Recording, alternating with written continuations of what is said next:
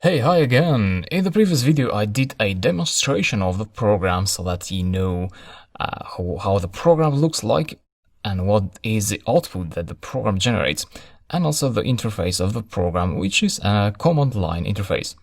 So you input the data through the interface, the user inputs the data through the command line interface, and you get the output again from the command line.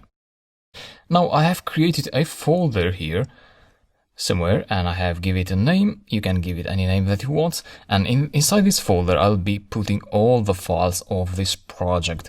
So we're talking about the data files like data.json. This is a file that contains the vocabulary where the program will extract, so we'll ask for a word and this file has the definition of that word, and also the .py files will be put in here.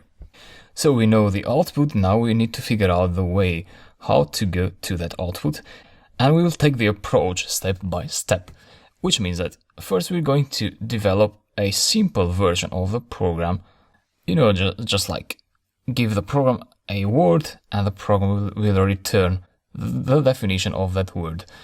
But this will be very simple because, the user sometimes they may pass a word that doesn't exist, and as a programmer you need to count for that word, for that not existing word. So instead of interrupting the program, showing an error to the user, you need to show a more user-friendly message to the user.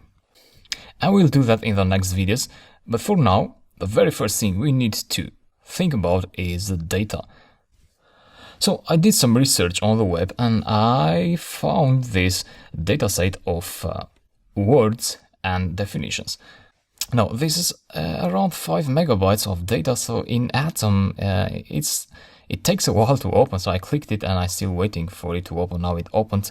So if your Atom freezes, then you can open this with a more lightweight editor such as Notepad or Nano on Mac or Vim. So anyway, this is a .json file. So what is JSON? JSON is like a language. Some say it's not a language, it's just a set of rules how to format some data. So JSON follows this format. It starts with a curly brackets, and then all you have is pairs of keys and values. So this is like a Python dictionary. So the key is separated by the value by a colon. In this particular case, our values are inside square brackets, which suggests that sometimes you may have more than one item inside the brackets.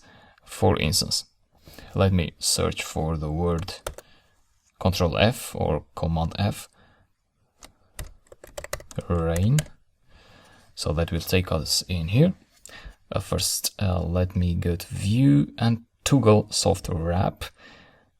So what that will do is it will fit the text inside my screen. So for the moment, you see precipitation is outside of the screen bounds. So look, this also takes a while because we have quite a lot of data here. Now the data looks better, so let me search for rain again, find. And so this is the key rain, or let's say the word rain, and this is the definition of the rain.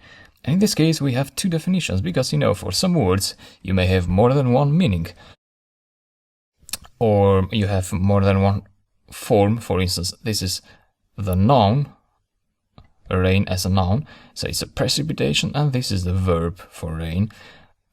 So when it rains, to fall from the clouds in drops of water. So it's a verb and a noun, and they are separated by a comma. So this is just like a Python dictionary. And now we need to figure out how to load this data into Python.